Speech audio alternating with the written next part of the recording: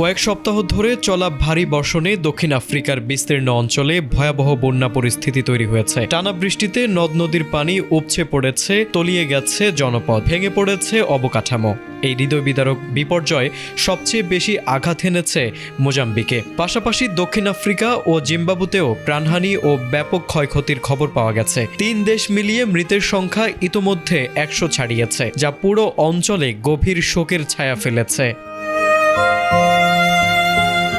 মোজাম্বিকের দুর্যোগ ব্যবস্থাপনা ইনস্টিটিউট জানিয়েছে, গত বছরের শেষ দিক থেকে শুরু হওয়া অস্বাভাবিক বর্ষা মৌসুমে এখন পর্যন্ত দেশটিতে ১০৩ জনের মৃত্যু হয়েছে। বজ্রপাত, বিদ্যুৎ স্পৃষ্ট, পানিতে ডুবে যাওয়া, অবকাঠামো ধস এবং কলেরার মতো রোগে এসব প্রাণহানি ঘটেছে। আল জাজিরার এক প্রতিবেদনে বলা হয়েছে, এই দুর্যোগে মোজাম্বিকে ২ লাখের বেশি মানুষ ক্ষতিগ্রস্ত হয়েছে এবং হাজার হাজার ঘরবাড়ি আংশিক বা পুরোপুরি ধ্বংস হয়েছে।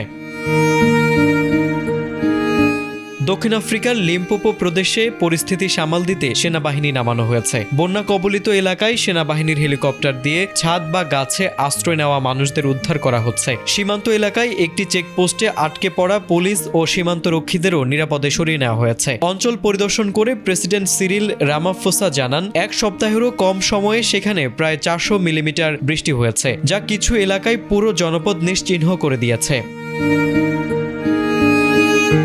বিশেষজ্ঞদের মতে, সাম্প্রতিক বছরগুলোতে দক্ষিণ আফ্রিকা অঞ্চলে চরম আবহাওয়ার ঘটনা আশঙ্কাজনকভাবে বেড়েছে। একের পর এক ঘূর্ণিঝড়, তীব্র খরা আর এবার ভয়াবহ বন্যা, সব মিলিয়ে দরিদ্র ও ঝুঁকিপূর্ণ দেশগুলোর সংকট আরও ঘনীভূত হচ্ছে। এবারের বন্যা সেই বাস্তবতাকেই নির্মমভাবে চোখে আঙুল দিয়ে দেখিয়ে দিল। তারেক আজিজ, এটিএন বাংলা।